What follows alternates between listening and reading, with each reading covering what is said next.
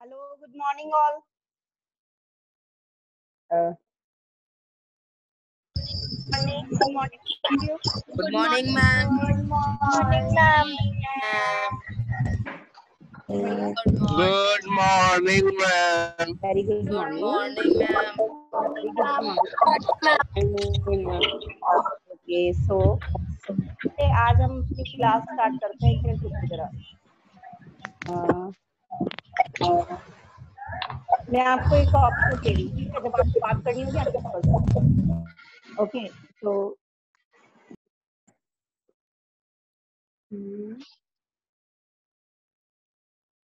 सब बच्चे दिखाई नहीं दे रहे मुझे।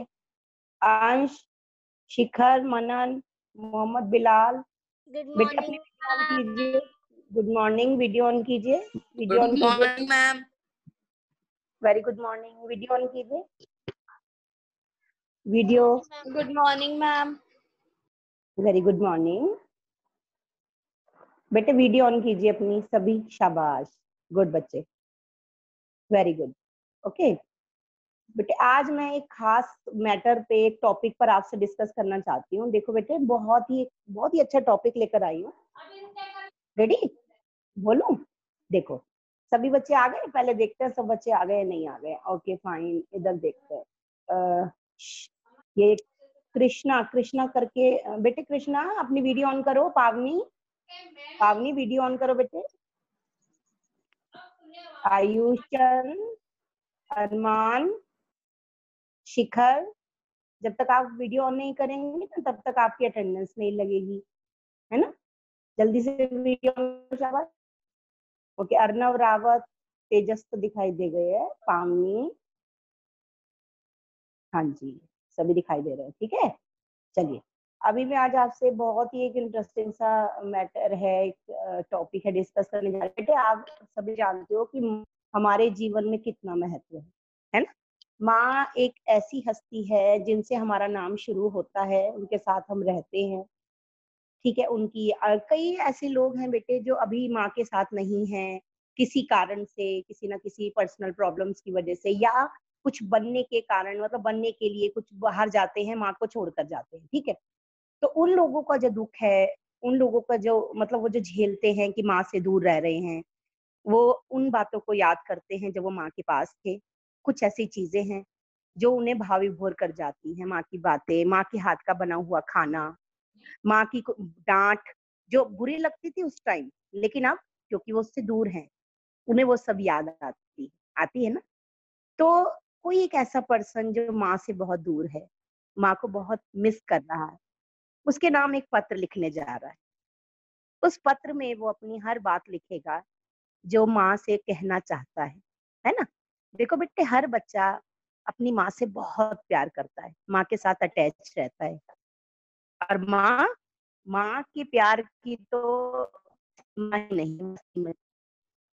आपको दिखाने को माँ को डांटती हैं, मना करती हैं, ऐसे नहीं करना है, ऐसे नहीं करना है, बाद में मान जाती है। बाद में कहती है चलो ठीक है कर लो, लेकिन थोड़ी देर के लिए। कोई भी काम, कोई भी खेल आपको खेलना है, कोई ऐसी चीज जो शुरू में स्टार्टिंग में वो आपको मना कर देगी, लेकिन लेटर वो अपने आप कहती है कि कोई बात नहीं बच्चों, मैं आपसे वो कहेंगी कि कोई बात नहीं, आपको जो मन है आप कर लो, लेकिन एक लिमिट, है ना? इसे कहते हैं माँ का दिल। इतना सुंदर होता है माँ का दिल, और उन्हीं माँ को बच्चा जो है वो दूर बैठे मिस करता है ना? आज हम एक पत्र माँ के नाम लिखने जा रहे हैं, सभी बच्चे। उस माँ के नाम जिसने अपना पूरा जीवन अपने पति, अपने बच्चों के लिए समर्पित कर दिया। पहले पत्नी के रूप में, फिर बच्चों में माँ के रूप में, एक ऐसी औरत, है ना बेटे? तो आज हम एक पत्र लिखेंगे अपनी माँ को। मैं ये नहीं कहती कि अभी आप लिखना शुरू कर दो, आप लिखेंगे क्लास के बाद जब आपको टाइम मिलेगा, और मुझे एडुनेट पे सेंड करेंगे। It is compulsory for all, ये सबके लिए बहुत जरूरी है। इस पत्र में आपको मार्क्स मिलेंगे, और ये पत्र इतना अच्छा होना चाहिए, इतना मुझे पढ़कर इतना अच्छा लगना चाहिए कि आप सचमुच अपनी माँ को मिस करते हैं, या आपके पास रहती हैं तो माँ की हर वो बात याद करते हैं जो वो प्यार से आपके साथ शेयर करती। बेटा प्लीज, मैं चाहूंगी कि हर बच्चा अपने भावनाएं एक कागज और कलम के जरिए लिख कर मेरे तक पहुंचा दे। मैं नहीं जानती कि कौन बच्चा कैसा लिखेगा, लेकिन आई नो वेरी वेल कि हर बच्चा बहुत ही सुंदर तरीके से अपनी भावनाओं को लिख कर मेरे को एडुनेक्ट। फाइन बेटे। सो ओके फाइन प्रार्थना, आपकी बैटरी लो हो रही है, कोई बात नहीं। देखिए मेरी बात ध्यान से सुनिए बेटे। अभी मैं आपको एक पत्र दिखाने जा रही हूँ, वो पत्र मैं आपके सामने सुनाऊंगी और उसके बाद मैं चाहूंगी कि उसी से मिलता जुलता कुछ पत्र जो आप अपनी माँ के नाम लिखोगे वो लिखकर मुझे एडोनेक्स पे सेंड करो, ठीक है।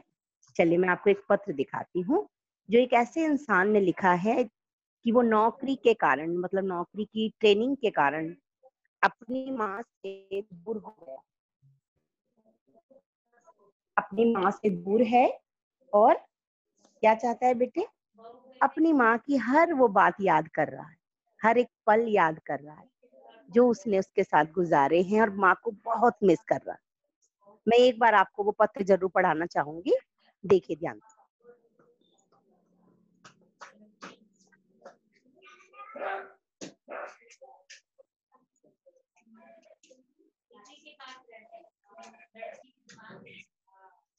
तो बेटे ध्यान से आप अपनी स्क्रीन पर देखिए। माँ के नाम एक पत्र, मेरी प्रिय माँ, शुरू किया है उसने। मेरी दुनिया के सबसे खूबसूरत इंसान के चरणों में मेरा वंदन। माँ कैसी हो तुम? मैं यहाँ ठीक हूँ। छुटकी गोलू हमेशा की तरह तुमको ज्यादा तंग तो नहीं करते? यहाँ दिल्ली में मौसम बहुत सुहावना हो गया है, शायद वहां भी बारिश हो रही होगी। इस बारिश के मौसम में वो आपके हाथ के गर्मा गर्म पकोड़े, वो चीला, फिर आपका प्यार से परोसना बहुत याद आता है। वो आपका डांटना, बारिश में ज्यादा मत भीगो। ये बच्चे बिल्कुल ही नहीं सुनते मेरी तो। अब बचपन की मस्ती में इतना खो जाते थे कि कभी आपके प्यार को महसूस ही नहीं कर पाए। माँ की वर्डिंग सुनिए बेटा, आप खो जाएंगे इस लेटर में।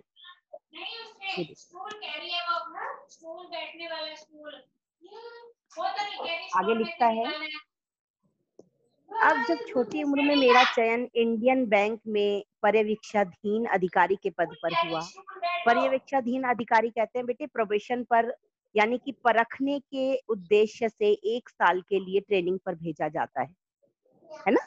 वो वहां गया है, पद पर हुआ। सबसे ज्यादा तुम और दादी ही खुश हुए थे। तुम चाहकर भी मेरे आंसुओं को, अपने आंसुओं को ना रोक पाई थी। तुम्हारा दर्द मैं समझ सकता था, पर वो 100 रुपए की साड़ी में तुम सालों साल निकाल कर हमारे लिए ननिहाल या अन्य रिश्तेदारों से मिलने वाले पैसों को गुल्लक में जोड़कर कैसे नए कपड़ों का दिवाली पर प्रबंध कर देती थी। उस समय तुम एक पिता बन जाती थी। माँ मुझे याद है कैसे तुम हमारी शैतानियों के लिए पापा के गुस्से से बचा लेती थी। अब वह सब बातें बेगानी सी हो गई हैं, अब रह गई हैं तो केवल उन लम्हों की यादें। आगे देखिए क्या लिखता है। बहुत सुंदर पत्र है बेटा, अगर आप ये पूरा पत्र पढ़ेंगे तो मैं पक्का कह सकती हूँ कि आपकी आंखों से आंसू निकल आएंगे। आगे देखिए वो क्या कह रहा है। मेरे लिए अब यह नौकरी तुमसे बिछड़ने का सबसे बड़ा कारण हो गई है। माँ रोज शाम को तुम्हारी याद में कैसे प्यास काटते समय आंसू को बहा देता। इसका भी कारण है माँ, इस समाज में मर्द जो रोने की पाबंदी लगाई है ना, वो वह समय अपने लिए आंसू बहाने का नियत कर लिया। 2 घंटे से ज्यादा रखी रोटी को न खाने वाला तुम्हारा बेटा कैसे सुबह का खाना शाम को खा लेता है। अब कोई नहीं पूछता माँ कि तुमने खाना खाया या नहीं। कौन कहता है माँ की बेटे कौन कहता है माँ कि बेटे पराये नहीं होते। नौकरी ने तो देखो माँ मुझे तुमसे कैसे पराया कर दिया। देखो अब हमारे पास सब है माँ, बस खोया है तो मैंने अपनी माँ को। आज आपका बेटा भी आपसे पराया हो गया माँ, अब आपकी कमी बहुत महसूस करता हूँ। आगे देखो क्या कहता है। बेटे ऐसे ही कुछ भावनाएं मैं चाहती हूँ कि आप सुंदर सी अपनी भावनाएं माँ के लिए एक कागज कलम पर लिखकर नेक्स्ट पत्र समाप्त करता हूँ। लिखने को तो बहुत कुछ है माँ, पर यह दिल और लिखने की इजाजत नहीं देता। हाथ अब कांप रहे हैं। मैं कुछ ज्यादा ही भावुक हो गया था, इसलिए कहीं कहीं शब्दों की स्याही बिखर सी गई है। माँ, तुम ज्यादा परेशान मत होना, मैं यहाँ सकुशल हूँ। मैं समझता हूँ माँ आपकी भी बहुत मजबूरी, वरना कौन माँ अपने बेटे को खुद से अलग करती है। आपकी जरूर पापा छुटकी और गोलू से मेरे से ज्यादा जरूरत होगी। पापा को मेरा चरण स्पर्श बोलना एवं छुटकी एवं गोलू को मेरा प्यार। और हाँ, रोना बिल्कुल नहीं। आपकी याद में आपका बेटा बिक्कू।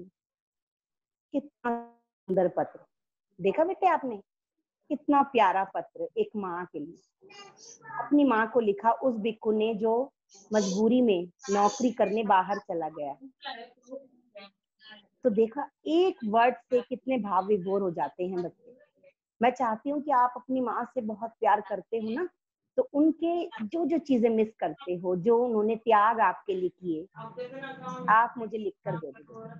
मैं यही चाहूंगी। देखो, एक अध्यापिका भी माँ की तरह होती है, लेकिन माँ का रोल जिंदगी में कोई नहीं निभा सकता, कोई भी नहीं।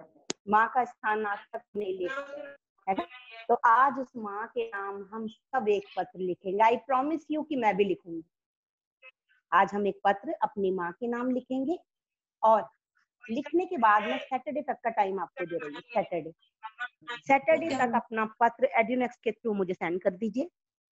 और उसके बाद ये बेटे आपकी एक एक्टिविटी का पार्ट है, इसमें आपको 10 मार्क्स में से मार्क्स मिलेंगे। और ये जो बच्चा बहुत सुंदर पत्र लिखेगा, किसी स्पेलिंग मिस्टेक के बिना किसी मतलब आप समझ लीजिए कि अपने भावों को काट दीजिए, बस उतना ही मैं चाहती हूँ। और अपनी उस माँ के नाम सलाम लिख दो, जो दुनिया की सबसे प्यारी माँ है, आपकी माँ है ना बेटे। चलिए, ये तो रही बात माँ के लिए जो हम पत्र लिखेंगे। और मैं आपको समास पढ़ा रही थी, याद है आपको? पीछे मैंने क्लास छोड़ी थी तो मैं आपको समास पढ़ा रही थी ना। मैंने 3 समास क्लियर किए थे। कौन से? नंबर 1 अव्ययी भाव, नंबर 2 जल्दी बताइए, कौन बताएगा? तत्पुरुष समास, और उसके बाद द्वंद्व समास। द्वंद्व समास में सब समझ आया था ना। चलिए हम आज आगे देखते हैं समास का 4th पार्ट। आगे देखिए, मैं आपको आज समास क्लियर करने जा रही हूँ बेटे। और मैं चाहूंगी कि आप बहुत अच्छी पढ़ाई करके, और मेरा बहुत मन है आप लोगों का पत्र पढ़ने का, तो जितनी जल्दी हो सके मुझे आप पत्र सेंड करेंगे ना। आपने प्रॉमिस किया है ना मैम से।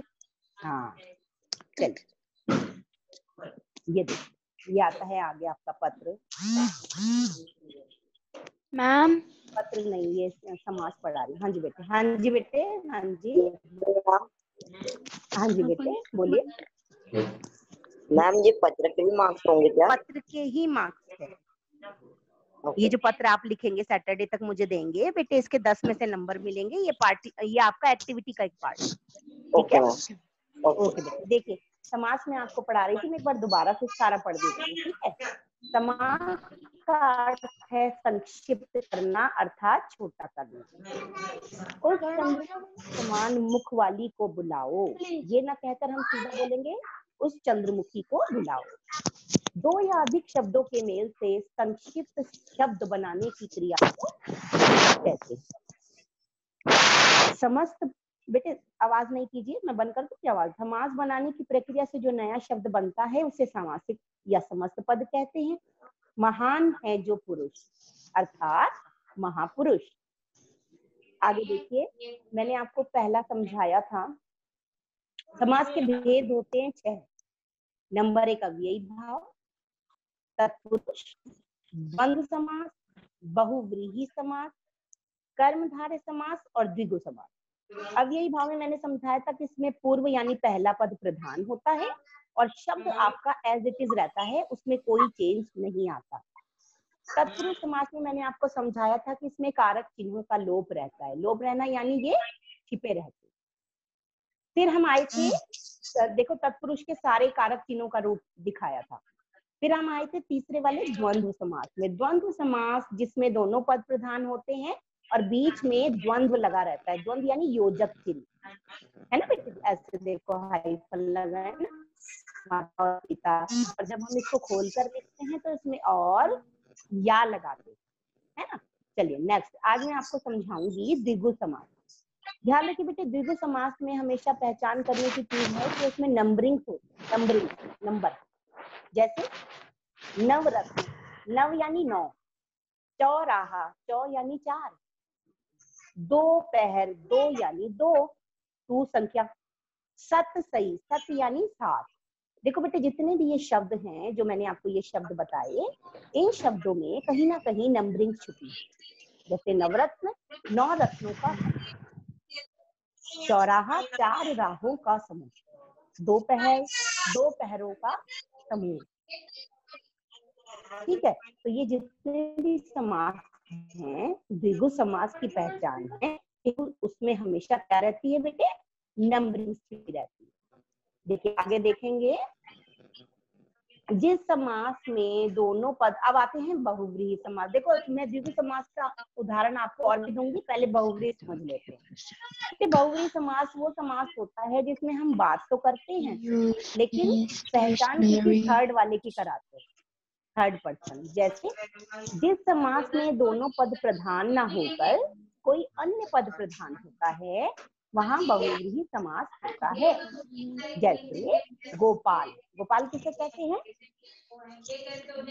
गोपाल किसे कहते हैं, गायों का पालक, गायों को चराने वाले कौन थे, कृष्ण भगवान, है ना। लंबोदर, लंबा है उदर जिसका, उदर यानी पेट। कौन से ऐसे भगवान है बेटे जिनका पेट ऐसे बाहर मोटा सा निकला रहता है, वो होते हैं गणेश भगवान। उदर, उदर यानी पेट, है ना। देखो हम बात तो कह रहे हैं कि लंबा है उदर जिसका, लेकिन हम किसको कह रहे हैं ये बात, गणेश भगवान। महान है जो वीर, कौन है वीर, महान, कौन महान वीर, हनुमान, कौन है, हनुमान, है ना। ठीक ऐसे ही अब देखिए बहुव्रीहि और कर्मधारय। कर्मधारय होता है देखिए जिसमें, कर्मधारय ऐसा समास होता है बेटे जिसमें विशेषण और विशेष्य छुपा रहता है। ये देखिए, ये मैं समझा, ये देखिए कर्मधारय, इस समास में एक पद विशेषण तथा दूसरा पद विशेष्य होता है। जैसे चरण कमल, चरण जो है वो कमल के समान। अब हम क्या कर रहे हैं, कमल की विशेषता बता रहे हैं कि नहीं, चरण की विशेषता बता रहे हैं कि वो किसके समान है, कमल के समान। ठीक है, तो चरण कमल। आगे देखिए बेटे,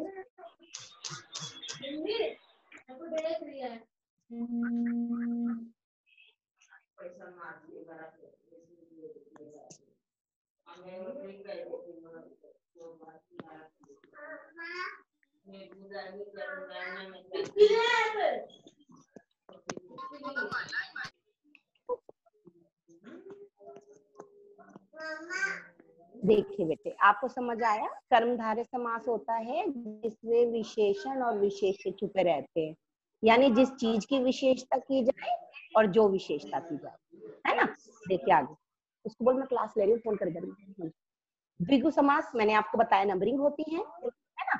और आगे देखिए बहुव्रीहि समास यानी कि हम किसी थर्ड पर्सन के बारे में बात करते हैं। अब आता है बहुव्रीहि और कर्मधारय में क्या अंतर, दोनों में बहुत बड़ा अंतर है बेटे।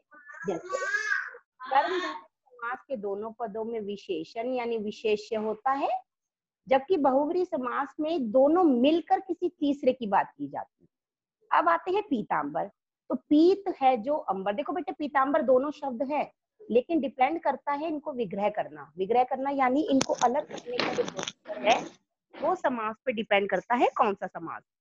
पीतांबर अगर हम इसको ऐसे खोले, पीत है जो अंबर, तो आएगा कर्मधारय।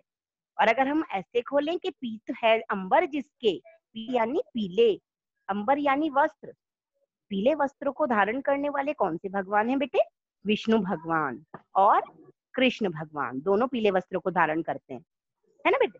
तो अगर हम ऐसे इसका विग्रह करेंगे तो ये आएगा बहुव्रीहि समास, और अगर हम इसका विग्रह करेंगे पीत है जो अंबर, तब ये आएगा कर्मधारय।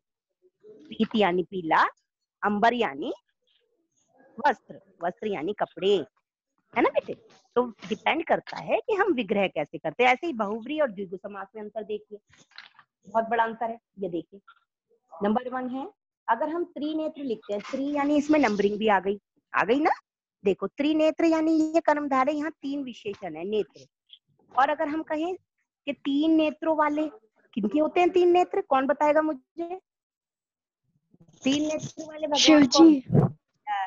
शिव जी। शिव जी। ठीक है, 3 नेत्र होते हैं, एक माथे पर होता है ना। कहते हैं ना कि अगर शिव भगवान की तीसरी आंख खुल जाए तो प्रलय आ जाती है, दुनिया में हाहाकार मच जाता है, बुरा हाल हो जाता है, सब जगह भूचाल आ जाता है। कहते हैं ना कि तीसरी आंख नहीं खुलनी चाहिए शंकर भगवान की, और वो एक बार खुल गई थी, तो अब नहीं खुलनी चाहिए। जितने भोले हैं ना उतने गुस्से वाले भी होते हैं शंकर भगवान।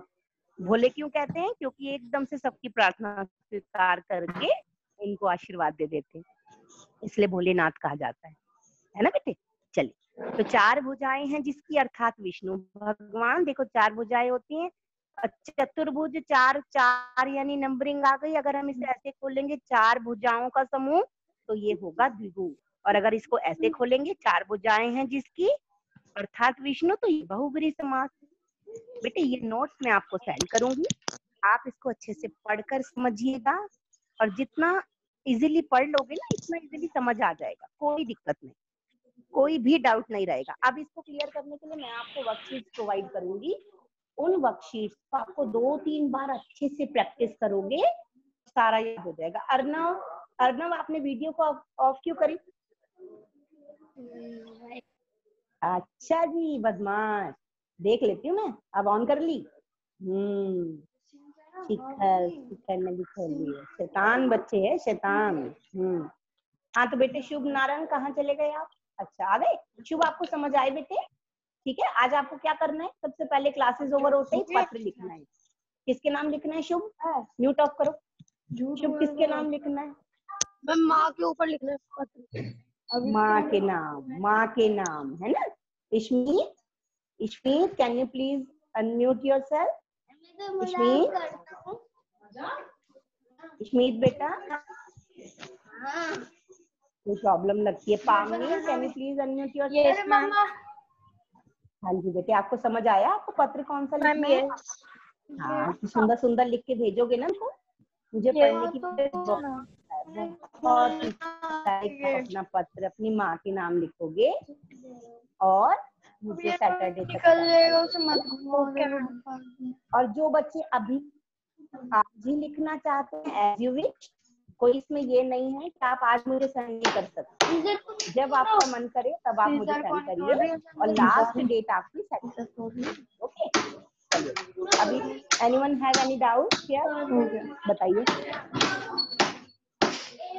हाँ जी बेटे, can I go to the? Yes you can go बेटे, ड्रिंक वाटर। हो गया मच्छरों से। हर्षप्रीत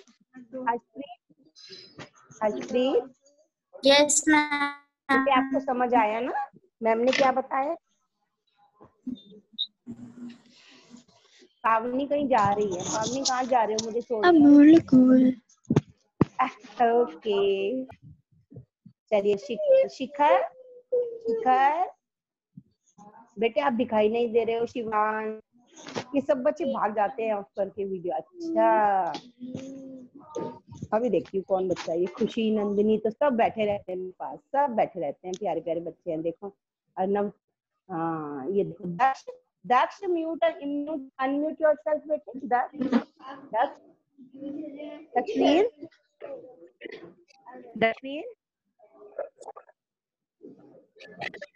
दक्षवीर है नहीं शायद।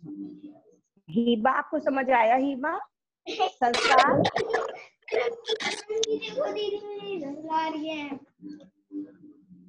संस्कार unmute yourself.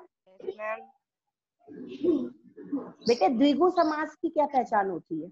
Ma'am due to network connection I was not able to hear you. द्विगु समास में नंबरिंग होती है। कैसे पहचान करोगे? उसमें स्टार्टिंग में शब्द में नंबरिंग्स होती है। ठीक है, तो क्या पहचान करोगे? जिसपे नंबरिंग्स होती हैं वो द्विगु समास होता है। ठीक है, ओके। अच्छा हीबा बताएगी। Heba unmute yourself. हीबा बेटे वो कर्मधारय समास की क्या पहचान है? कर्मधारय समास में विशेषण और विशेष्य है। क्या होता है? विशेषण और विशेष। ठीक है, शाबाश। अब आते हैं इधर,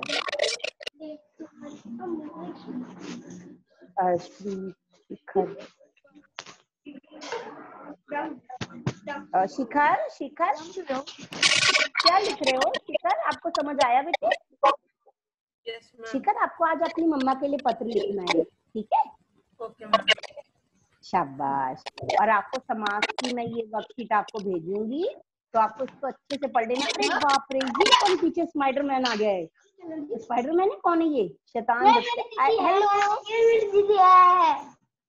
हेलो प्राक्षी, प्राक्षी का ब्रदर है शायद। अच्छा जी, देखो जरा घूम रहे हैं सुपरमैन बनकर, ठीक है ना? प्राक्षी पढ़ रही है, इनको तंग करने आए हैं भाई, है ना शैतान। अच्छा इधर देखिए, शुभ शुभ आपको समझ आया बेटे? Yes ma'am. अंश राठौर, अंश, ओके बेटे। अंश, यस मैम। अंश आपको समझ आया बेटे? Ma'am yes. अच्छा पत्र किसके नाम लिखना है? मैम अपनी माँ के लिए। शाबाश। कब तक सेंड करना है? मैम ये सुन ही नहीं पाया था मैम। देखो एक बात सुनो, आप सैटरडे तक का टाइम आपके पास है, सैटरडे तक का, ठीक है? यानी कल तक का। Okay ma'am. कल शाम तक, मतलब कल आप मुझे 2:30 बजे तक भी सेंड कर सकते हो। Okay ma'am. ओके बेटे, चल। आप पावनी, अंडरस्टूड पावनी? पावनी बेटे, कर्मधारय समास की कोई पहचान बताइए, वन एग्जाम्पल बताइए, बताइए कर्मधारय समास।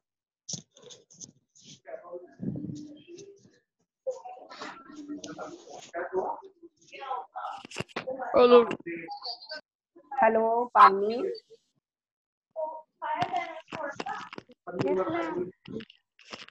हाँ जी, कर्मधारय समास की क्या पहचान होती है बेटे? कर्मधारय समास में विशेषण और विशेष्य छुपा रहता है। क्या छुपा रहता है? विशेषण और विशेष्य, ठीक है? अच्छा कमलप्रीत, अच्छा एक काम करते हैं आपसे। Okay ma'am. हाँ ओके, चलिए एक बार मैं पत्र आपको दिखाऊं? दिखाने की जरूरत है? पत्र दिखाऊं आपको, शेयर करूं?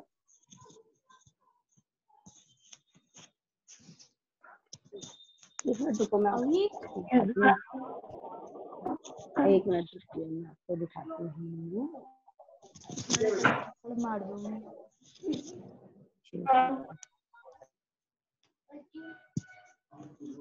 सड़क में परेशान कर रही है, सड़क में पढ़ाई नहीं करने दे रही। दोबारा से देखिए, दोबारा से देखिए, ये देखिए लैपटॉप वगैरह।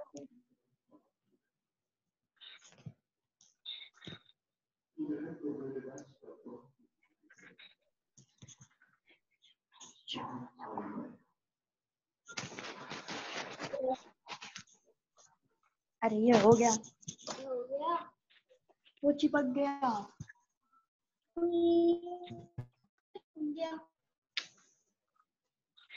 नहीं अभी अंदर से कच्चा है थोड़ा सा।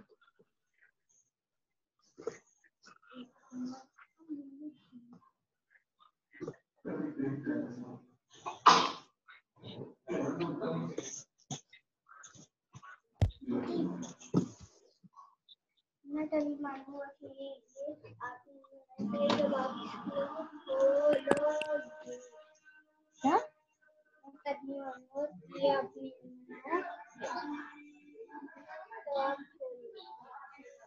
समास के भेद देखिए कितने होते हैं? समास के 6 भेद होते हैं। नंबर 1 अव्ययी भाव, तत्पुरुष समास, बहुव्रीहि, कर्मधारय, द्विगु।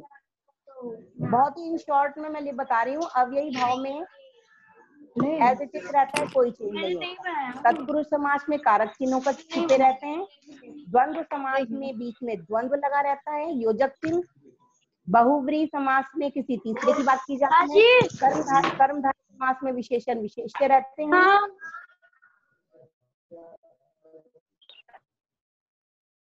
ठीक है, और द्विगु समास में नंबरिंग होती है। क्लियर? दोबारा समझाऊं एक बार, देखिए ध्यान से। अव्ययी भाव समास में शब्द एज इट इज रहता है, इसमें कोई चेंज नहीं होता। तत्पुरुष समास में कारक चिन्हों का लोप होता है। द्वंद्व समास में बीच में हाइफन लगा रहता है और इसको खोलने पर हम और या लगाते हैं। बहुव्रीहि समास में किसी तीसरे पर्सन की बात की जाती है, ठीक है, तीसरे पर्सन की तरफ इशारा होता है बातों में। कर्मधारय समास में विशेषण और विशेष्य छुपा रहता है और द्विगु समास में नंबरिंग छिपी रहती है। ये आपका बहुत इजी मेथड है इसको याद करने का, समझने का बेटे। और 1 बाय 1 मैं जब आपके पास ये शीट भेजूंगी तो अच्छे से पढ़िएगा कि कौन सा समास, कौन से समास की कैसे पहचान की जाती है और कैसे उसको खोला जाता है। देखिए परीक्षा भवन यानी परीक्षा के लिए भवन, डाकघर, ये देखिए ये सारे संप्रदान वाले हैं। ये करण यानी से वाले,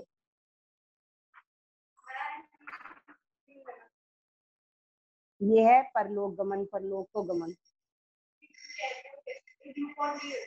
ये देखिए, ठीक है, ये सब हैं आपके इनकी पहचान। अब आते हैं इधर, ये देखिए संबंध, घुड़सवार,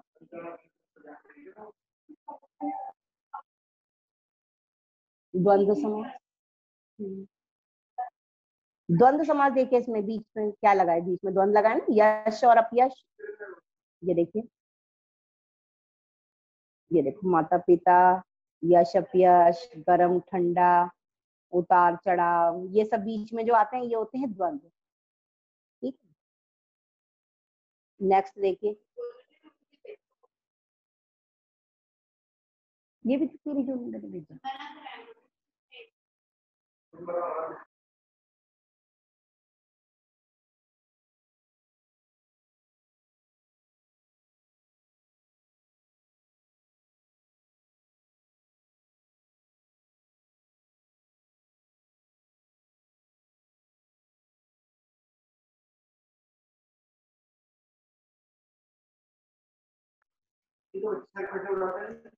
चरण कमल, कमल के समान चरण, महात्मा महान है जो आत्मा, नील गगन, नीला गगन। देखो बेटे इसमें ये देखो कर्मधारय समास में विशेषण विशेष्य क्या है, जो कमल है वो किसके समान है, ये देखो यहाँ बताया ना, देखो ये देखो ये है कमल किसके समान है। एक मिनट देखिए, ठहरो,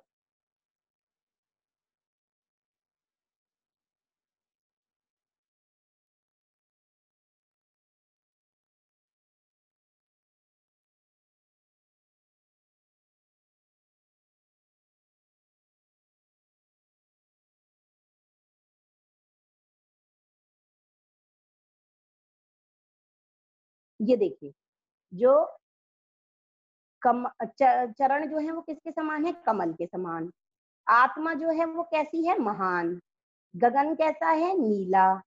पुरुष कैसा है, महान। ठीक है, मुख कैसा है, चंद्रमा के समान। तो ये सब तो ये देखो जो है चरण, आत्मा, जो गगन, पुरुष और मुख, ये तो हो गए विशेष्य। और इनकी जो विशेषता की जा रही है वो क्या है, कमल के समान है, महान है, नीला है, फिर महान है और चंद्रमा है।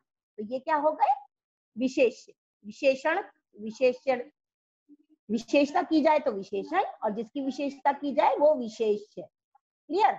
नेक्स्ट देखिए, ये देखो यहाँ बहुव्रीहि, गायों का पालक है जो, हमेशा याद रखिए कृष्ण भगवान गायें चराते थे ग्वाले बन के, है ना। तो गायों का पालनहार कौन है, कौन से भगवान, कृष्ण भगवान। लंबा है उधर जिसका, यानी जिसका उधर लंबा है वो कौन से भगवान है, गणेश भगवान। और महावीर, महान है जो वीर, कौन है, हनुमान। महान वीर कौन है, हनुमान, है ना। अब देखो इन दोनों में अंतर ये अच्छे से पढ़ लीजिएगा, ठीक है। अब ये यहाँ पे देखो अंतर बताया कि शब्द तो एक ही है, कौन कौन सा, पीतांबर है, ये कैसे है,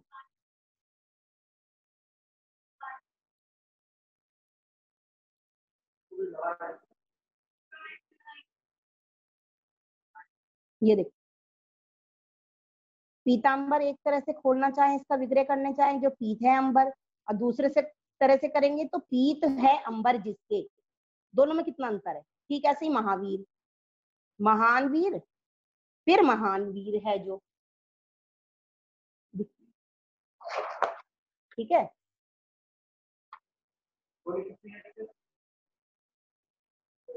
ठीक है बेटे, तो ये ऐसे आता है ना। नेक्स्ट देखिए,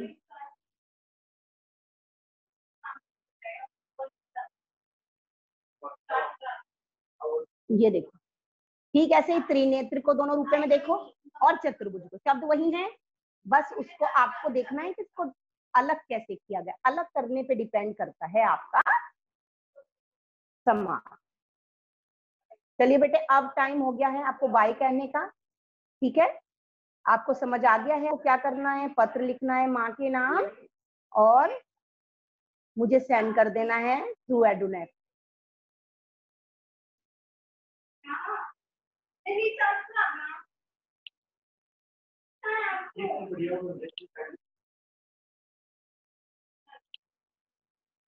पेट में दर्द हो रहा बड़ी तेज।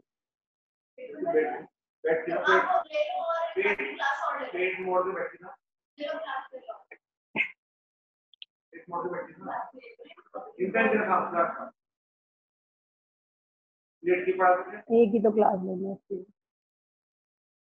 चलिए बेटा, चलिए अब चलते हैं, बाय। ठीक है, अच्छे होमवर्क कीजिए।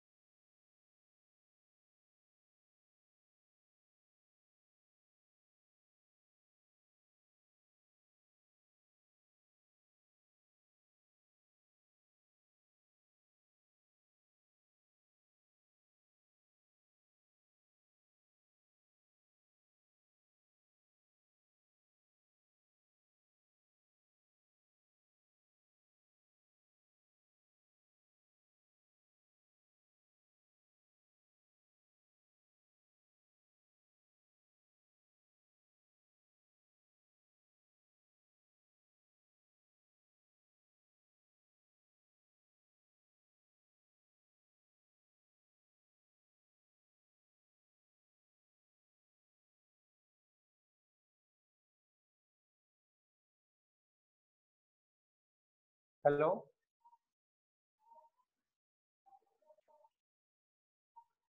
देखो यार, पहली चीज तो ये है कि ये जो चैट ऑप्शन आ रहा है ना आपका यहाँ पर, ये आपका मतलब नॉर्मल चैट नहीं है, ठीक है। इसमें आप आपस में चैट नहीं करो तो ज्यादा सही रहेगा।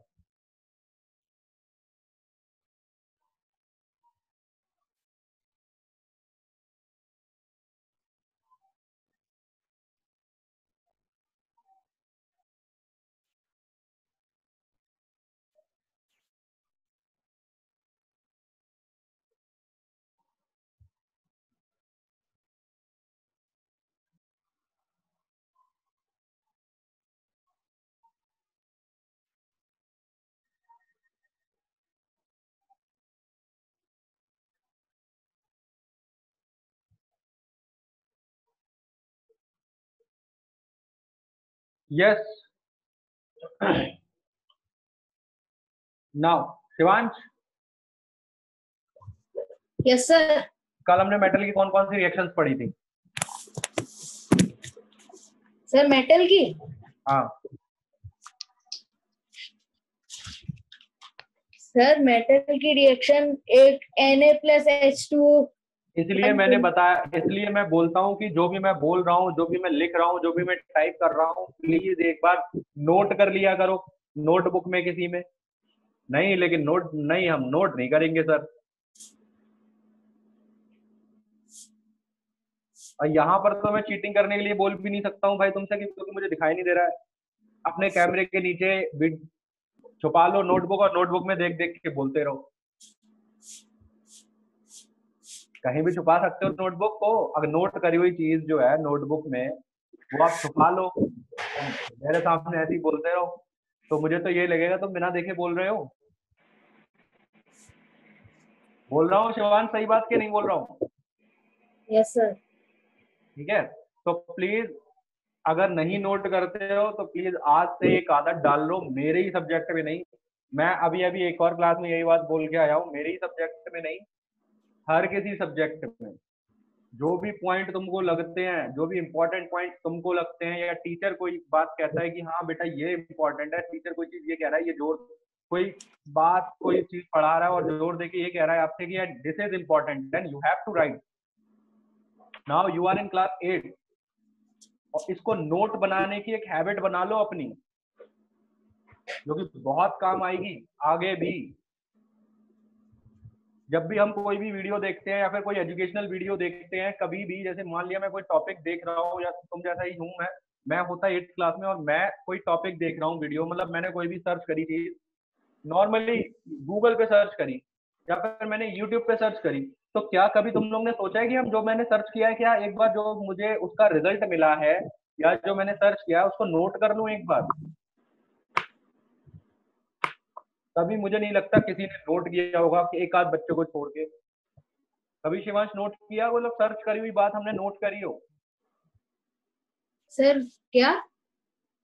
कभी यूट्यूब पे सर्च की कोई वीडियो, या फिर वीडियो हमने कोई एजुकेशनल वीडियो सर्च करी, या गूगल पे कोई चीज सर्च करी और उसका रिजल्ट हमने कहीं पर नोट करा हो, या हमें समझ में आ गया हो कि ये चीज हमें समझ में आ गई है, अब इसको नोट कर लो ताकि हम भूले ना।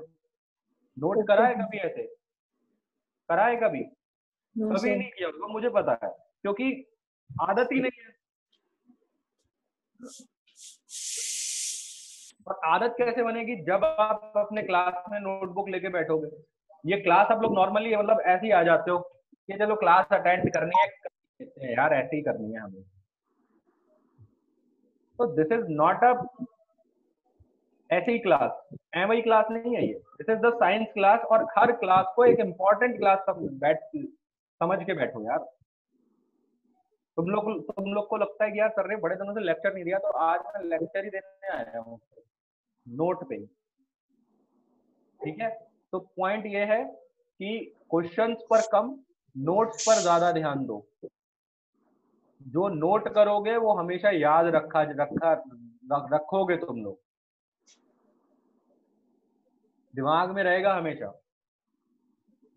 अभी मैंने तुमसे एक बात बोली कि तुम नोट रखे हुए हैं तुम्हारे पास, मान लिया नोट लिखे हुए रखे हैं तुम्हारे पास, तुमने कॉपी में देख के भी बोल दिया मेरे को कॉपी तो दिख नहीं रही है, नहीं पता चलेगा, और ना ही मैं तुमसे कुछ कहूंगा। क्यों नहीं कहूंगा? वो इस वजह से, अगर मुझे पता भी चल गया कि तुम लोग ने देख के बोला है, तो कम से कम एक बार पढ़ा होगा, फिर वो बात दिमाग में गई होगी, फिर बोला होगा। ऐसे ही मैं अगर 3-4 बार क्वेश्चन पूछ लूंगा तुमसे, डेली पूछूंगा क्वेश्चन वही, तो तुम्हें वो चीज याद हो जाएगी हमेशा के लिए। चाहे तुम हर बार पढ़ पढ़ के बोलो उस चीज को, तो एक टाइम ऐसा आएगा कि तुम बिना पढ़े भी तुम यही कहोगे कि यार अब हो गया सर, ये होता है। होगा कि ऐसा नहीं होगा? ऐसा ही होता है, हर किसी के साथ ऐसा होता है। कभी कभी ऐसा होता है कि हम लोग, कोई एक साइट है जिस पर हम लोग यूजर नेम और पासवर्ड डाल रहे होते हैं, जिसका बहुत ही खतरनाक पासवर्ड है, जिसको हमें लिख के रखना पड़ता है। ऐसा पासवर्ड जिसको हमें लिख के रखना पड़ रहा है, ठीक है। फॉर एग्जाम्पल, एक इमेजिन करो कि हमारे पास एक ऐसी साइट पर हमें लॉगिन करना है जिसका पासवर्ड बहुत ही खतरनाक है। यूजर नेम तो याद रहता है, लेकिन उसका पासवर्ड इतना खतरनाक है कि उसको हमें नोट करके रखना पड़ता है। और हर बार लॉगिन करते टाइम वो साइट जो है एरर दिखा देती है। जब भी आप और करते हो, मतलब आपने ऐसे 10-15 ट्राई कर लिए, मतलब 10-15 ट्रायल के बाद वो पासवर्ड आपको ऐसा लगेगा कि आपको कॉपी में देखने की, या फिर जहां पे भी आपने नोट कर रखा है ना, उस पर देखने की जरूरत नहीं पड़ेगी और आपको याद हो जाएगा वो पासवर्ड।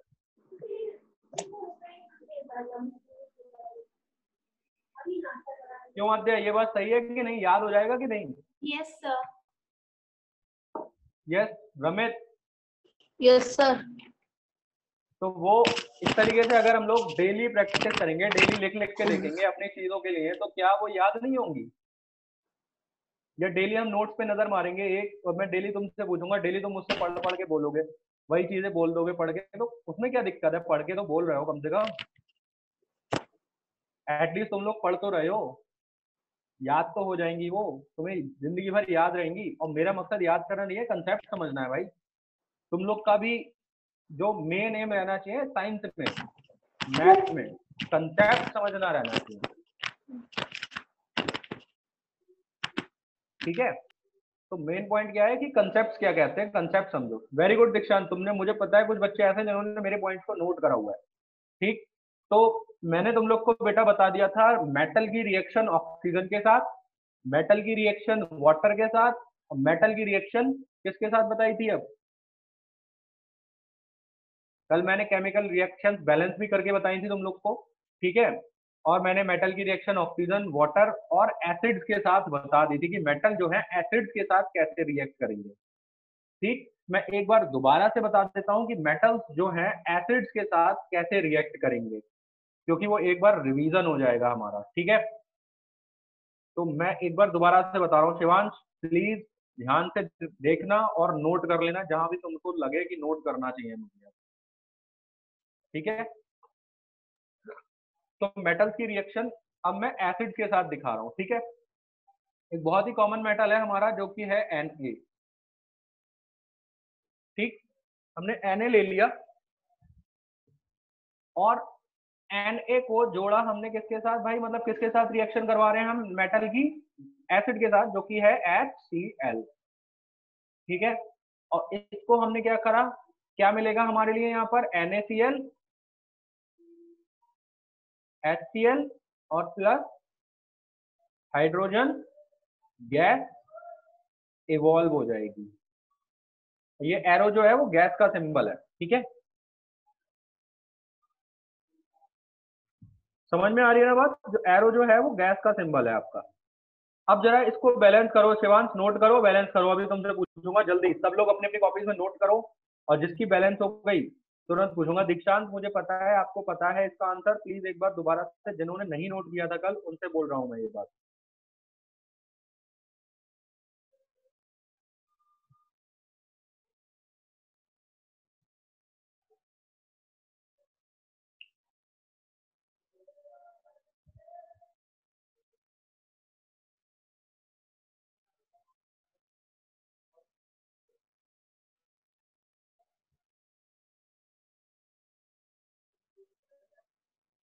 हो गया? यस हो गया शिवांश? बताओ यस सर। बताओ। Sir 2Na plus 2HCl equal to 2NaCl plus H2 evolve. Very good. तो यहाँ पर क्या हो जाएगा भाई, 2Na plus 2HCl gives out 2NaCl plus H2। ठीक है, ये हो जाएगी इसकी बैलेंस्ड इक्वेशन। ये इसकी है भाई बैलेंस्ड इक्वेशन। और एक कंडीशन और है, देखो एक एक्सेप्शन मैं और बता देता हूँ। एक और रिएक्शन बता रहे हैं, वो है मैग्नीशियम की। ठीक है, तो मैग्नीशियम है हमारा Mg plus HCl gives out. ये दोनों रिएक्शन मैं कल बता चुका हूं, लेकिन मैं दोबारा से क्लियर कर रहा हूँ। Mg plus HCl gives out MgCl2 plus H2।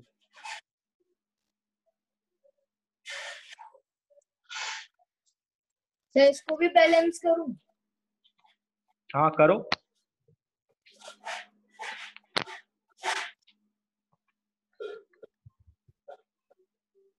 ठीक है, सर कर दी। Very good. यस तन्मय।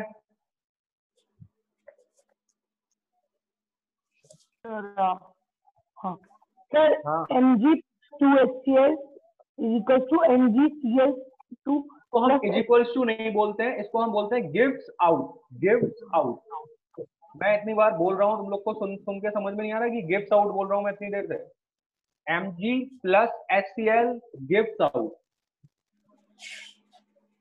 ठीक है, Mg plus gives out magnesium MgCl2 बोलो इसको, MgCl2। MgCl2 और उसका हाइड्रोजन फिर हाइड्रोजन गैस इवॉल्व हो जाएगी। ठीक है, तो ये उसकी हो जाएगी इक्वेशन। ये इसमें सिर्फ यहाँ पर 2 लगाना है, बाकी सब बैलेंस है। ठीक है, तो ये हमारी 2 इक्वेशन हो गई हमारी, जो मेटल की रिएक्ट करेंगे किसके साथ, एसिड के साथ। अब कंडीशन ये है भाई कि ये जो है पूरा बना हुआ है, ये 2 रिएक्शन है, लेकिन इसमें कॉपर भी एक सब्सटेंस है। कॉपर है बेटा एक्सेप्शन। और कॉपर जो है बेटा वो क्या है, HCl के साथ रिएक्शन नहीं करता है। कॉपर जो है वो हमारा HCl के साथ रिएक्शन नहीं करता है, लेकिन वो किसके साथ रिएक्शन करता है, हाइड्रोक्लोरिक एसिड के साथ रिएक्शन नहीं करेगा। HCl मतलब हाइड्रोक्लोरिक एसिड, लेकिन वो किसके साथ रिएक्शन करेगा, सल्फ्यूरिक एसिड के साथ रिएक्शन करेगा। किसके साथ रिएक्शन करेगा बेटा, वो सल्फ्यूरिक एसिड के साथ रिएक्शन करेगा। सल्फ्यूरिक एसिड के साथ कैसे रिएक्शन करेगा, देखो पहले तो सल्फ्यूरिक एसिड का फॉर्मूला सुन लो। सल्फ्यूरिक एसिड का फॉर्मूला होता है H2SO4। ठीक है, अब देखो 3 चीजें हैं। एक तो है CO3। CO3 का मतलब होता है कार्बोनेट।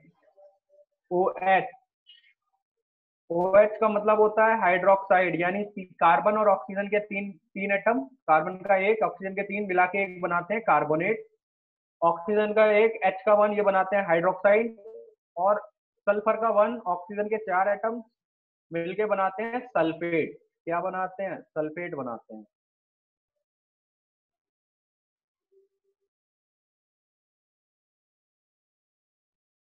ठीक है, तो इसको हम बोलते हैं SO4 को हम एक कॉमन में जोड़ेंगे, कॉमन मानेंगे, तो ये मानेंगे हम भाई ये है क्या, एक सल्फेट आयन है। क्या है ये, एक सल्फेट है। ठीक, तो ये है हमारा H2SO4, जिसका नाम है सल्फ्यूरिक एसिड। क्या नाम है इसका, सल्फ्यूरिक एसिड।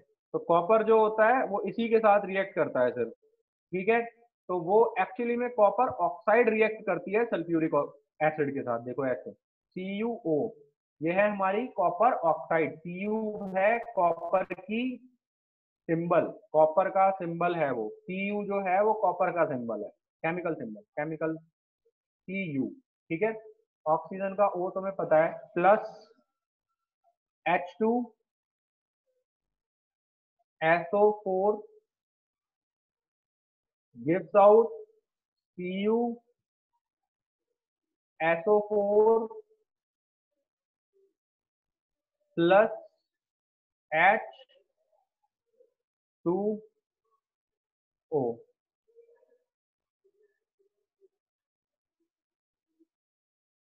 ठीक है, तो कॉपर ऑक्साइड जो है वो कुछ इस तरीके से रिएक्ट करेगी।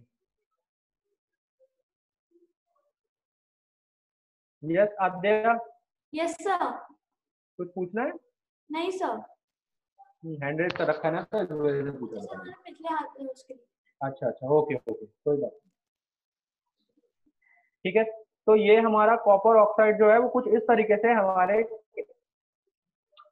सल्फ्यूरिक एसिड के साथ रिएक्शन करेगी। अब मैंने तुम लोग को बताया, शिवांश और बाकी सबसे बोल रहा हूं मैं, यस सर। कि ये SO4 जो है, मैंने क्या बताया था, सल्फेट बताया था, तो इसका नाम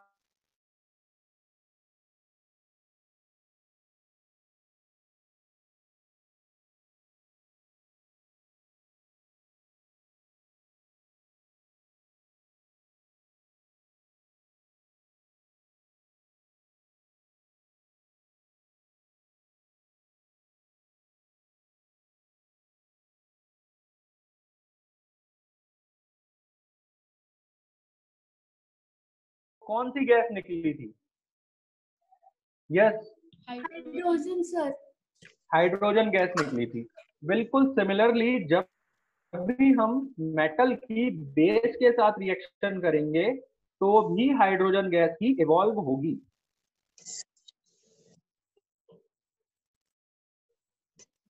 तो भी क्या होगी? हाइड्रोजन गैस ही इवॉल्व होगी। एक मैं रिएक्शन बता देता हूँ, देखो यहाँ पर Zn, यानी Zn हमारा क्या है भाई, यहाँ पर क्या है, ये मेटल है जिंक, प्लस बेस 2NaOH। मैं तुम्हें बताया था कि भाई हाइड्रोक्साइड आइन, सोडियम हाइड्रोक्साइड क्या है, बेस है, NaOH। मैं बैलेंस करता हुआ चल रहा हूँ इक्वेशन, 2NaOH गिव्स आउट, ये देगा आपको Na2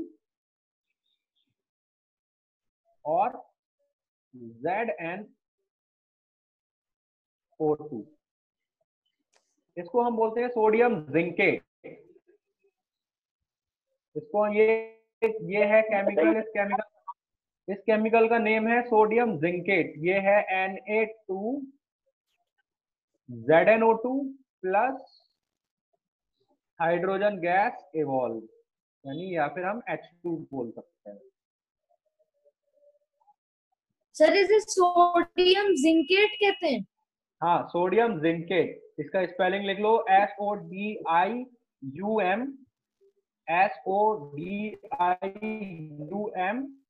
ZINCATE। सर सामने लिख दोगे? लिख देता हूँ बेटा मैं, लो। इसको बोलते हैं सोडियम जिंकेट। तो जो गिव्स आउट की बात आपने लिखा है ना, तो वो हाँ। दिख नहीं रहा ठीक से, एन के बाद जो है बेटा वो Na2 लिखा हुआ है, वो लिखा है Na2 ZnO2, सोडियम जिंकेट है ये।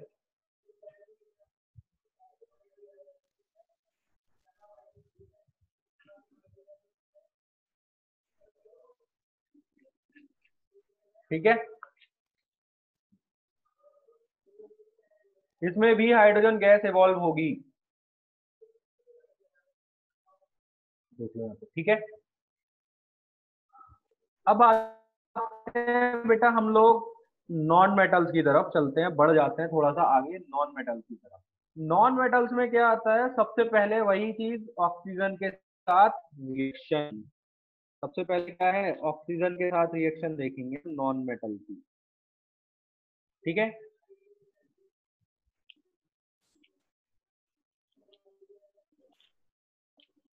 तो जैसा कि मेटल ऑक्साइड्स जो थे वो कैसे थे, सॉरी मेटल्स ने ऑक्सीजन के साथ रिएक्शन करी थी तो क्या बनाया था, क्या था, हमको क्या प्रोडक्ट बना था, मेटल ऑक्साइड्स मिले थे। इसी तरीके से जब हम नॉन मेटल की ऑक्सीजन के साथ रिएक्शन करेंगे तो हमें क्या मिलेंगे, नॉन मेटल ऑक्साइड्स मिलेंगे। ठीक है, देखो ऐसे एक सल्फर का ले लेते हैं एग्जाम्पल। सल्फर जो है वो एक नॉन मेटल है, sulphur plus oxygen O2 gives out SO2, simple. ठीक, SO2 है ये। मेटल ऑक्साइड्स कैसे नेचर के थे, एसिडिक या बेसिक? बेसिक। मेटल ऑक्साइड्स जो रहते हैं बेटा वो बेसिक नेचर के रहते हैं। तो प्लीज एक बार करो, किसी को कोई ऐसी बात नहीं है नहीं समझ में आ रहा हो। Okay sir, okay, thumbs up sir, done. Okay, very good. Yes Preksha, Preksha, hello. और सर बेटा ये दूसरी, हाँ बेटा बोलो सिफर, कौन बोल रहा था? आदिराज, अविका, सर मैं बोल रहा अरमान। था। हाँ आदिराज बोलो। नहीं सर, मनन। हाँ मनन बोलो, मनन। सर ये 5+O2 क्यों लिखा? कहाँ पे लिखा है 5+O2? एस लिखा हुआ है, एस। 5 लग रहा था। 5 नहीं है, वो एस बना हुआ है। S+O2 gives out SO2, sulphur dioxide. Sulphur and oxygen gives out sulphur dioxide. तो तुम लोग वीडियो पर रहा करो ताकि मुझे पता चले कि तुम लोगों समझ में आ रहा है ना तुम लोग को? Yes sir. पावनी, यस पावनी, यस सर। समझ आ रहा है ना? कोई दिक्कत तो नहीं है? नो सर, सर होगी तो मैं आपसे पूछ लूंगी। Okay, very good. चलो अब हम लोग आगे बढ़ते हैं। देखो अब हमने पढ़ा था मेटल के ऑक्साइड जो होते हैं बेटा वो बेसिक होते हैं, लेकिन जो ये सल्फर डाइऑक्साइड यहाँ पर बना है ये बहुत हार्मफुल होता है। और कैसा होता है भाई? एसिडिक होता है।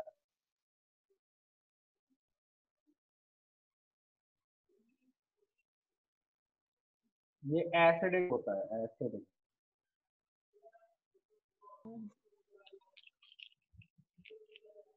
ठीक है।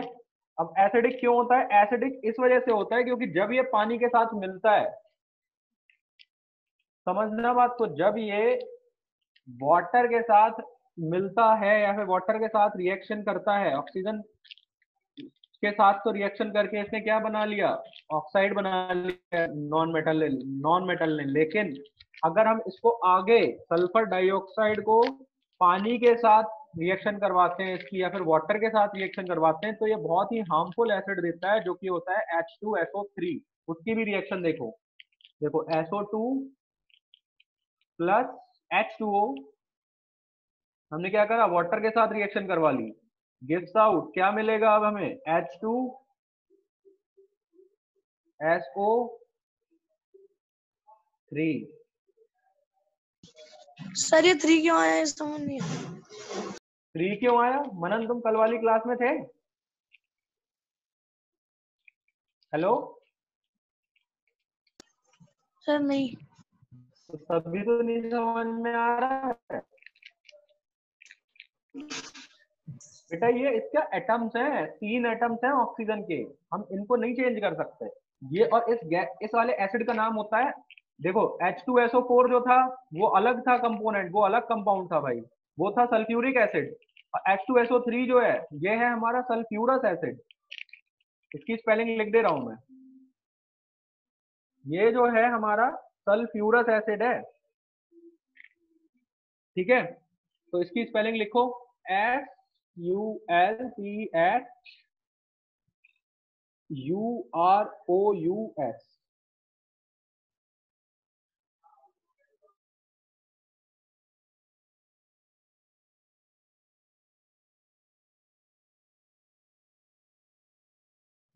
ठीक है, वो था सल्फ्यूरिक एसिड और ये है सल्फ्यूरस एसिड।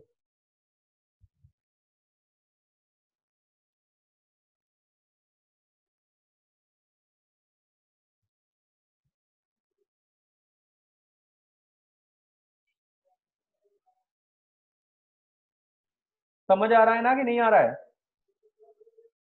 हेलो सर ठीक है, sir okay okay, very good very good. Sir yes yes बेटा, सर ये SO2 plus H2O is equals gives out H2SO3 में आपने बैलेंस भी करना है इसमें?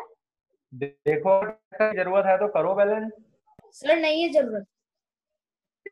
ये ऑलरेडी बैलेंस इक्वेशन है बेटा, इसीलिए तो मैंने इसमें बैलेंसिंग नहीं लगाई है। हाँ सर।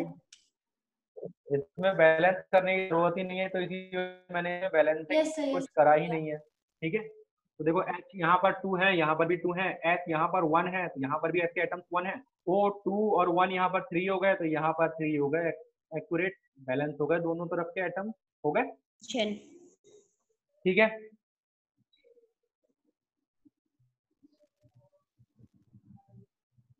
अब आता है भाई हमारा point reaction of non metals with water. Reaction of non metals with water, ध्यान से सुनना। रिएक्शन जो नॉन मेटल्स होते हैं वो पानी के साथ रिएक्शन करते ही नहीं है।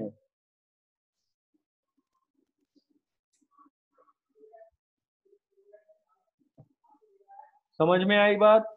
नॉन मेटल पानी के साथ रिएक्शन करते ही नहीं है।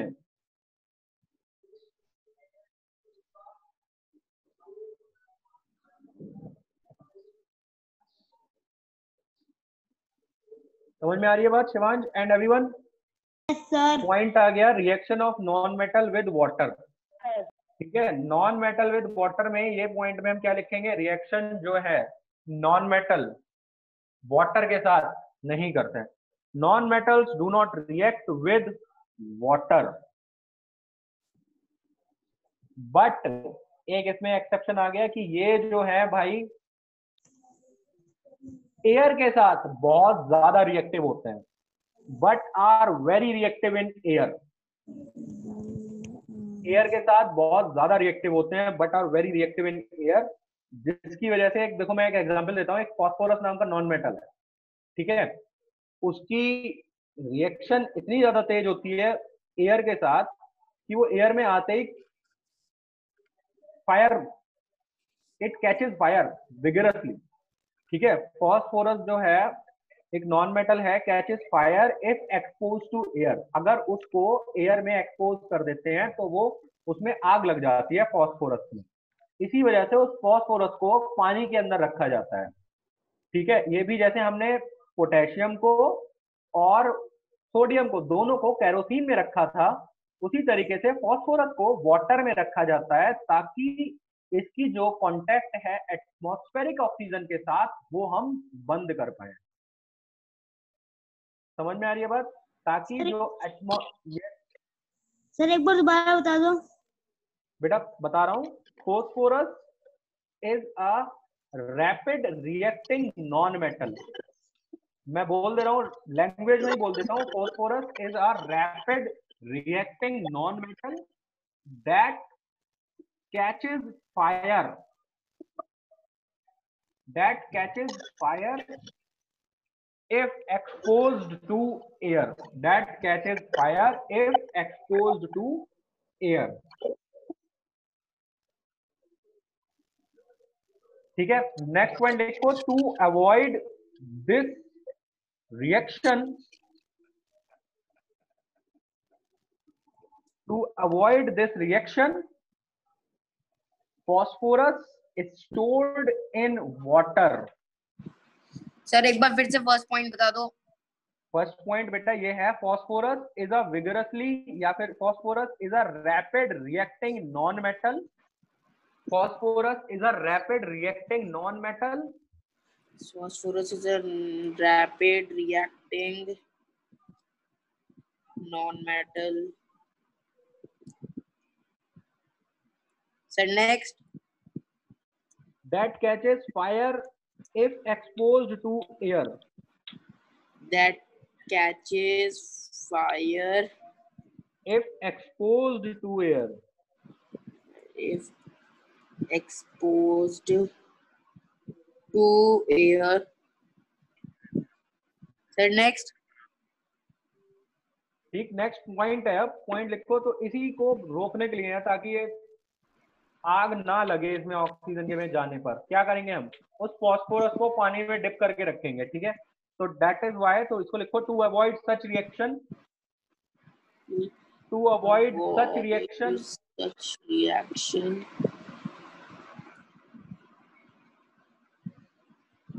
Yes Heba, hello hello Heba, yes कुछ पूछना है बेटा? Yes sir. हाँ बेटा पूछो। सर आपने कहा कि वो ऑक्सीजन के साथ रिएक्ट करते हैं सर, पर ऑक्सीजन तो पानी में भी होती है। लेकिन पानी वाली ऑक्सीजन में और एटमॉस्फेरिक ऑक्सीजन में डिफरेंस है ना, मैं भी पूरा पॉइंट में यही लिखवाने वाला हूँ।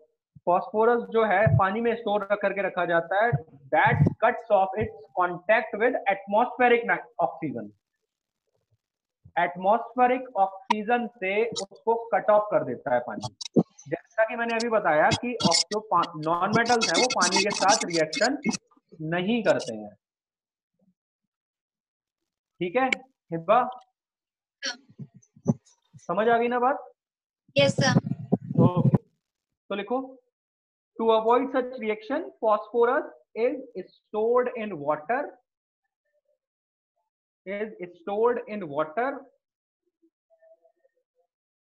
Excuse me sir. Yes Aadya. Sir लेकिन एटमॉस्फेरिक ऑक्सीजन और वाटर में जो ऑक्सीजन प्रेजेंट होती है उसमें वो डिसॉल्व हो जाती है ना, वो डिसॉल्व हो जाती है उसमें, पानी में डिसॉल्व ऑक्सीजन और एटमॉस्फेयर में प्रेजेंट ऑक्सीजन, दोनों में ये डिफरेंस है। उधर डिसॉल्व नहीं है ऑक्सीजन, ये है। Yes sir to avoid such reaction के आगे phosphorus is stored in water that cuts off its contact. Phosphorus is stored in water that cuts off its contact, that cuts off its contact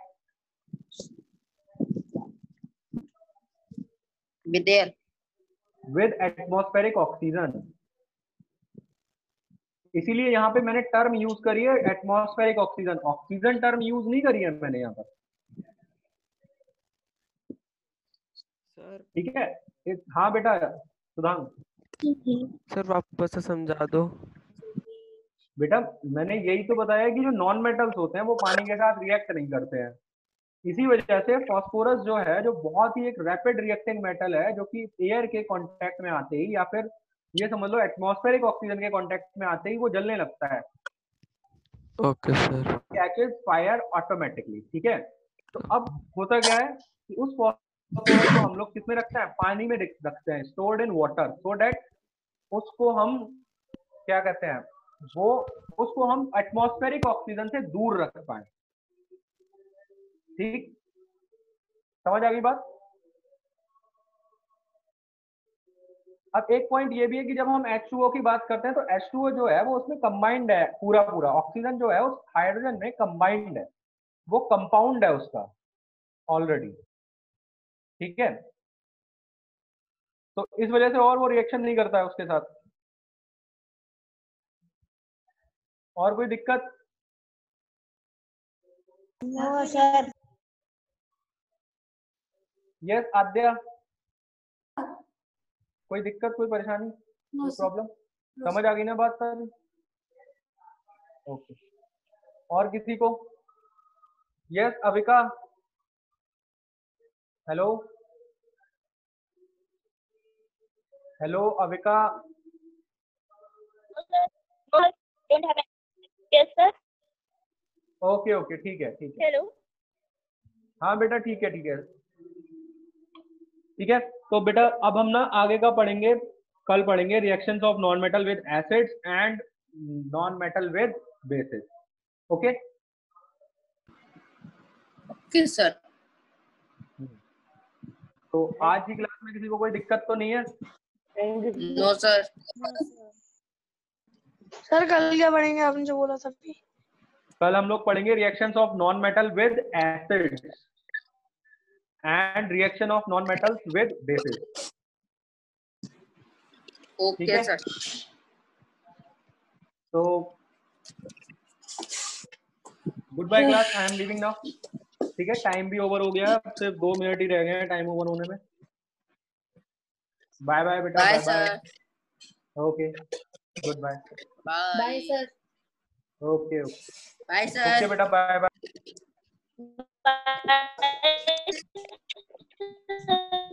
bye sir. Bye sir. Bye. Leave meeting, leave leave leave leave.